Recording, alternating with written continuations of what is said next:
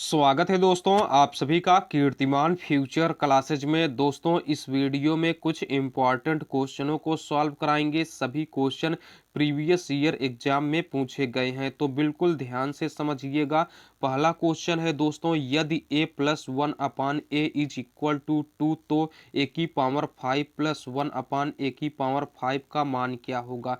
आसानी से सॉल्व करेंगे। क्वेश्चन दिया गया है a प्लस वन अपान ए बराबर 2 दिया गया है और इसका मान पूछा जा रहा है। जब भी दोस्तों a प्लस वन अपान ए बराबर 2 दिया गया हो तो वहां पर a का मान हमेशा 1 होता है। ठीक है, अगर a की जगह पर 1 रखेंगे तो यह इसे सेटिस्फाई करेगा। चेक कर लेते हैं, a की जगह पर 1 रखते हैं तो 1 प्लस वन अपान 1 हो जाएगा इज इक्वल टू 2 लेकर आना है तो 1 प्लस वन अपान वन यानी 1 हो जाएगा इज इक्वल टू 2 यानी 2 बराबर 2 हो गया। ठीक है, यानी यह प्रूफ हो रहा है। अगर a बराबर 1 रख देते हैं तो हमेशा ध्यान रखिएगा, अगर a प्लस वन अपान ए बराबर 2 दिया गया है तो a का मान हमेशा 1 होगा। ठीक है, अब इसका मान पूछा जा रहा है तो a की जगह पर हम 1 रख देंगे तो 1 की घात 5 हो गया, प्लस वन अपान ए की जगह पर 1 रखेंगे तो 1 की घात 5 हो जाएगा। 1 की घात 5 क्या होगा तो 1 होगा, प्लस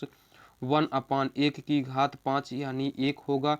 तो दोस्तों यहाँ से 1 प्लस वन अपान 1 क्या हो जाएगा तो दोस्तों 1 ही होगा, तो 1 में 1 को जोड़ेंगे तो 2 हो जाएगा। ठीक है, यानी इसका मान क्या आएगा तो 2 आएगा, जो कि ऑप्शन नंबर सी करेक्ट है। आसानी से आप समझ गए होंगे। चलिए अगला क्वेश्चन देखते हैं। यदि 3 की घात 10 गुणे 27 का स्क्वायर बराबर 9 का स्क्वायर गुणे 3 की घात n हो तो n का मान बताइए। क्वेश्चन है दोस्तों, 3 की घात 10 गुणे 27 का स्क्वायर बराबर 9 का स्क्वायर गुणे 3 की घात n। यहाँ से दोस्तों हमें n का मान बताना है कि n का मान क्या होगा। जब भी दोस्तों संख्याएं घातांकों के रूप में दी गई हों और उनके बीच बराबर का चिन्ह लगा हुआ हो तो आपको करना क्या होगा, दोनों तरफ के आधार को बराबर करना होगा। तो चलिए हम आधार को बराबर करते हैं। देखिए दोस्तों, यहाँ 3 की घात 10 गुणे 27 को हम क्या लिख सकते हैं, 3 का क्यूब 27 हो जाएगा, का स्क्वायर हो गया, बराबर यहाँ 9 है तो 9 को हम 3 का स्क्वायर लिख सकते हैं और पूरे का स्क्वायर हो जाएगा, गुणे 3 की घात n हो गया। ठीक है, देखिए यहाँ से 3 की घात 10 गुणे, आपको एक फार्मूला पता होगा, अगर a की पावर m की पावर n है तो इसका फार्मूला होता है ये की पावर m गुणे n, यानी घात का आपस में गुणा हो जाता है। तो इसी प्रकार यहाँ भी घात का आपस में गुणा हो जाएगा तो 3 की घात 3 दूना 6 हो जाएगा, बराबर यहाँ भी a की पावर m की पावर n यानी घात का आपस में गुणा होगा तो 3 की घात 2 दूना 4 हो जाएगा, गुणे 3 की घात n। जब भी दोस्तों आधार समान हो और उनके बीच गुणा का चिन्ह लगा हुआ हो तो घातें आपस में जुड़ जाती हैं। देखिए आधार समान है, 3 यहाँ पर भी है, 3 यहाँ पर भी है, यानी आधार समान है और इनके बीच गुणा का चिन्ह लगा हुआ है तो घातें आपस में जुड़ जाएंगी। तो 3 की घात 10 और 6 मिलकर 16 हो जाएगा, बराबर इन दोनों का आधार समान है और इनके बीच गुणा का चिन्ह लगा है तो घातें आपस में जुड़ जाएंगी। तो 3 की घात 4 प्लस n हो जाएगा। जब भी दोस्तों आधार समान हो और उनके बीच बराबर का चिन्ह लगा हुआ हो तो घातें भी आपस में बराबर होती हैं, यानी 16 बराबर किसके हो जाएगा तो 4 प्लस n के बराबर हो जाएगा। दिस इम्प्लाई यहाँ से हम n का मान निकालेंगे तो n बराबर 4 प्लस में है, इस तरफ जाएगा तो माइनस हो जाएगा, यानी 16 माइनस 4, 16 में से 4 को घटाएंगे तो n का मान 12 मिलेगा। बिल्कुल स्टेप बाय स्टेप हमने आपको इस क्वेश्चन को समझा दिया। ठीक है, यानी ऑप्शन नंबर बी इस क्वेश्चन का राइट आंसर हो जाएगा। आसानी से समझ गए होंगे। चलिए अगला क्वेश्चन देखते हैं। एक ग्राम पंचायत संस्था में 574 नाम गरीबी रेखा से नीचे की सूची में शामिल है। यदि गांव के 14% लोग गरीबी रेखा से नीचे हैं तो गांव वालों की कुल संख्या कितनी है। दोस्तों गांव वालों की कुल संख्या चाहे जितनी भी हो वह अपने आप में 100% है। ठीक है, क्वेश्चन में बोला गया है एक गांव पंचायत संस्था में 574 नाम जो हैं गरीबी रेखा से नीचे हैं। गरीबी रेखा से 574 नाम नीचे है, ठीक है। गरीबी रेखा से 574 नाम नीचे है। आगे बोला गया है यदि गांव के 14% लोग गरीबी रेखा से नीचे हैं। संख्या में तो 574 नाम जो हैं गरीबी रेखा से नीचे हैं, लेकिन प्रतिशत में गांव के 14% लोग गरीबी रेखा से नीचे हैं, ठीक है। परसेंट में तो 14% लोग गरीबी रेखा से नीचे हैं और संख्या में 574 लोग गरीबी रेखा से नीचे हैं, यानी 14% 574 के बराबर हो जाएगा। इसको सॉल्व कर लेते हैं और 100% का मान निकाल लेते हैं। तो 1% का मान निकालेंगे तो 574/14 हो जाएगा, ठीक है। 14 से भाग करेंगे तो 14 चौका 56 हो जाएगा, ठीक है। 14 चौका 56, एक बचेगा तो 14 हो जाएगा। 14 का नम 14। तो 1% का मान क्या आया? तो 1% का मान 41 आया। 100% का मान निकालना है, यानी गांव वालों की कुल संख्या 100% का मान निकालना है। 1% बराबर 41। 100% बनाने के लिए इस तरफ 100 से गुणा करेंगे तो हमें इस तरफ भी 100 से गुणा करना पड़ेगा, ठीक है। तो यहाँ से 100% का क्या मान आएगा? तो 100% का मान आएगा 4100। यानी उस गांव में कुल कितने लोग हैं? तो 4100 लोग हैं, यानी ऑप्शन नंबर ए इस क्वेश्चन का राइट आंसर हो जाएगा। एकदम आसानी से समझ गए होंगे। चलिए अगला क्वेश्चन देखते हैं। एक टोकरी में 300 आम है। 75 आम कुछ छात्रों में वितरित कर दिए गए। टोकरी में शेष आमों का प्रतिशत ज्ञात कीजिए। कोई टोकरी थी जिसमें 300 आम थे, ठीक है। उसमें से 75 आम जो थे कुछ छात्रों में वितरित कर दिए गए। तो टोकरी में कितने आम बचेंगे? तो टोकरी में 225 आम बचेंगे। अब क्वेश्चन में बोला गया है टोकरी में शेष आमों का प्रतिशत ज्ञात कीजिए। तो टोकरी में दोस्तों 225 आम बचे हुए हैं। कितने आमों में से? तो 300 आमों में से 225 आम बचे हुए हैं। प्रतिशत में निकालने के लिए 100% से हम गुणा कर देंगे, ठीक है। तो 2 जीरो से 2 जीरो कैंसिल, 3 से काट लेंगे। 3 7 21, एक बचेगा तो 3 5 15 हो जाएगा। तो टोटल कितने परसेंट आम बचे हुए हैं टोकरी में? तो 75% टोकरी में आम बचे हुए हैं, यानी ऑप्शन नंबर दोस्तों डी इस क्वेश्चन का राइट आंसर हो जाएगा। आसानी से आप समझ गए होंगे। चलिए अगला क्वेश्चन देखते हैं।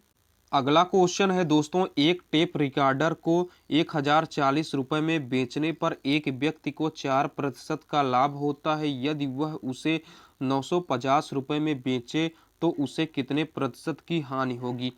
दोस्तों जो टेप रिकॉर्डर है उसका कॉस्ट प्राइस यानी क्रय मूल्य चाहे जितना भी रहा हो, कॉस्ट प्राइस वह अपने आप में 100% रहा होगा। हमेशा आप कॉस्ट प्राइस यानी क्रय मूल्य को 100% मानेंगे। एक टेप रिकॉर्डर को 1040 रुपये में बेचने पर एक व्यक्ति को 4% का लाभ होता है, यानी 100% में खरीदा है जब 4% के लाभ पर बेच रहा है, यानी 104% पर बेच रहा है। देखिए 100% पर खरीदा है, 100% पर 4% का लाभ लेगा तो 104% पर बेच रहा है। तो कितने रुपए का बेच रहा है? 1040 रुपये में बेच रहा है, ठीक है। इसको सॉल्व कर लेंगे। 104 से काटेंगे इसको तो 10 बार में कट जाएगा। तो दोस्तों यहाँ से 1% का मान क्या आएगा? तो 1% का मान 10 आ जाएगा। सबसे पहले हम कॉस्ट प्राइस निकाल लेते हैं 100% का मान। तो 100% का मान क्या होगा? इस तरफ 100 से गुणा करेंगे तो इस तरफ भी 100 से गुणा करेंगे, यानी जो टेप रिकॉर्डर का कॉस्ट प्राइस है वह कितना है? क्रय मूल्य कितना है? 1000 रुपये, ठीक है। कॉस्ट प्राइस कितना है? तो 1000 रुपये है। अगर कोई व्यक्ति 1000 रुपये में एक टेप रिकॉर्डर को खरीद करके 950 रुपये में बेच रहा है, ठीक है। 1000 रुपये में खरीदा है और उसे 950 रुपये में बेच रहा है, तो हानि कितने का हो रहा है? हानि दोस्तों हो रहा है 50 रुपये का हानि हो रहा है, ठीक है। यहाँ हमसे पूछा गया है हानि का प्रतिशत क्या होगा, तो 50 रुपये का हानि हो रहा है। हानि किस पे निकाला जाएगा? तो क्रय मूल्य पर निकाला जाएगा। क्रय मूल्य कितना है? तो 1000 है। प्रतिशत में निकालने के लिए 100% से हम गुणा कर देंगे, ठीक है। देखिए 3 जीरो से यहाँ 3 जीरो कैंसिल हो जाएगा, क्या मिलेगा तो 5% मिलेगा। ठीक है, यानी हानि कितने का हो रहा है तो हानि लॉस कितने का हो रहा है तो लॉस 5% का हो रहा है, यानी option number A right answer हो जाएगा। बिल्कुल आसानी से आप समझ गए होंगे। चलिए अगला क्वेश्चन देखते हैं। अगला क्वेश्चन है दोस्तों, किसी धनराशि का 5 वर्ष का साधारण ब्याज उस राशि का 2/5 भाग है, ब्याज की वार्षिक दर ज्ञात कीजिए। दोस्तों साधारण ब्याज बराबर होता है, साधारण ब्याज बराबर फार्मूला होता है मूल धन गुणे दर गुणे समय बटे 100। ठीक है, यह होता है साधारण ब्याज बराबर फार्मूला। किसी धनराशि क्या, मान लेते हैं कि कोई धनराशि यक्स है, यानी मूलधन। ठीक है, मूलधन हम मान लेते हैं कि यक्स है। अब क्वेश्चन पढ़िए, किसी धनराशि का 5 वर्ष का साधारण ब्याज, किसी धनराशि का यानी यक्स जो धनराशि है मूलधन है। ठीक है, यक्स किसी धनराशि का 5 वर्ष का, ठीक है 5 वर्ष का समय दिया गया है, 5 वर्ष, और दर हमें निकालना है। दर क्या है उसे हमें निकालना है बटे 100।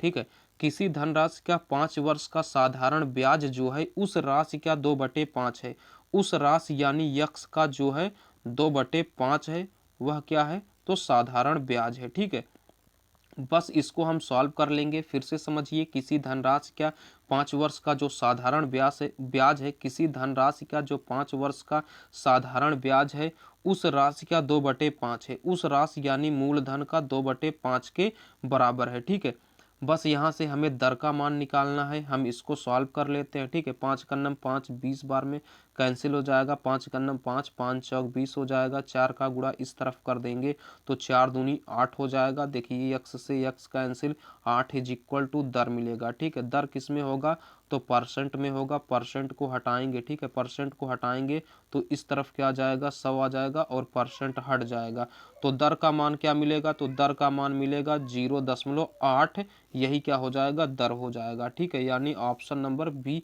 इस क्वेश्चन का राइट आंसर हो जाएगा। बिल्कुल आसानी से समझ गए होंगे। चलिए अगला क्वेश्चन देखते हैं। अगला क्वेश्चन है दोस्तों, 20%, 10% और 15% के क्रमिक छूट किस एकल छूट के समतुल्य है। मान लीजिए कोई वस्तु है, उस पे एक बार 20% का छूट दिया गया, फिर 10% का छूट दिया गया, फिर 15% का छूट दिया गया, 3 बार छूट दिए गए। अगर दोस्तों 3 अलग अलग बार छूट न दे करके एक बार छूट दिया जाए तो वह छूट किसके बराबर होगा, यह हमसे इस क्वेश्चन में पूछा जा रहा है। तो इसको निकालने के लिए आपको हम एक आसान तरीका बताते हैं, 100 माइनस कर देंगे। ठीक है, 100 माइनस, देखिए एक बार 20% का छूट दे रहा है तो 100 में से 20% को घटा देंगे तो 80% हो जाएगा, प्रतिशत हटाएंगे तो नीचे दोस्तों क्या हो जाएगा 100 हो जाएगा। ठीक है, गुणा कर देंगे, दूसरी बार 10% का छूट दे रहा है तो 100 में से 10% को घटा लेंगे। ठीक है, तो 90 हो जाएगा, प्रतिशत को हटाएंगे तो नीचे 100 आ जाएगा। फिर तीसरी बार 15% का छूट दे रहा है तो 100 में से 15% को घटा देंगे, यानी 15 को घटाएंगे तो 85 हो जाएगा। परसेंट को हटाने के लिए नीचे 100 से आप भाग कर देंगे और इसमें आप 100 से गुणा कर देंगे, बस जो आएगा वही एकल छूट हो जाएगा। ठीक है, तो 100 माइनस, इसको अब हम सॉल्व कर लेते हैं। ठीक है, देखिए 1 0 1 0, 0 से 0 कैंसिल हो गया। ठीक है, यहाँ 2 0 से 2 0 कैंसिल हो गया, क्या मिला तो 8 गुणे 9 गुणे 85 और नीचे बटे क्या हो गया 10 और यहाँ 10 यानी 100 हो जाएगा। ठीक है, अब इसको हम सॉल्व कर लेते हैं तो 100 माइनस गुणा कर देंगे। ठीक है, 8 9 कितना हो जाएगा तो 72 हो जाएगा, गुणे 85 हो गया, बटे दोस्तों क्या हो जाएगा 100 हो जाएगा। इसको हम सॉल्व कर लेते हैं। ठीक है, तो 85 गुणे 72 हो जाएगा। ठीक है, गुणा कर देंगे तो 2 पंचे 10 की 0 हासिल 1, 2 8 16 1 17 हो जाएगा, 7 पचे 35 की 5 हासिल 3, 7 8 56 57 58 59 हो जाएगा। ठीक है, इसको जोड़ देते हैं तो 0 हो गया। यहाँ से दोस्तों 12 की 2 हासिल 1, 9 1 10 1 11 की 1 हासिल 1 5 1 6। ठीक है, यहाँ से कितना आ जाएगा 100 से भाग कर देंगे तो 61.20 मिलेगा। अब हम 100 में से घटा देते हैं, तो 100 में से हम घटाएंगे डबल जीरो करके 61.20, तो यहाँ जीरो हो जाएगा, 8 हो जाएगा। यहाँ क्या बचा, 9 में से 1 को घटा लेंगे तो 8 हो जाएगा। यहाँ क्या बचा, तो 9 में से 6 को घटा लेंगे तो 3 हो जाएगा। यानी दोस्तों यहाँ से 38.80 यही क्या आएगा, एकल छूट आएगा। ठीक है, 38.80% यही क्या हो जाएगा, एकल छूट हो जाएगा। 3 अलग अलग बार छूट ना दे करके आप एक बार 38.80% का छूट दे सकते हैं। यानी ऑप्शन नंबर सी इस क्वेश्चन का राइट आंसर हो जाएगा। एकदम आसानी से आप समझ गए होंगे। चलिए दोस्तों, अगला क्वेश्चन आपके लिए है, उसे सॉल्व करके उसका उत्तर कमेंट बॉक्स में दीजिएगा। दोस्तों, इस क्वेश्चन को आप सॉल्व करिएगा और इसका उत्तर कमेंट बॉक्स में दीजिएगा। अगर दोस्तों वीडियो अच्छा लगा हो, समझ में आया हो, तो प्लीज़ लाइक ज़रूर करिएगा। चैनल पर अगर आप पहली बार आए हैं तो चैनल को सब्सक्राइब करके नोटिफिकेशन बेल को ज़रूर प्रेस करिएगा। चलिए दोस्तों, फिर मिलते हैं अगले वीडियो में। तब तक के लिए टेक केयर। जय हिंद, वंदे मातरम।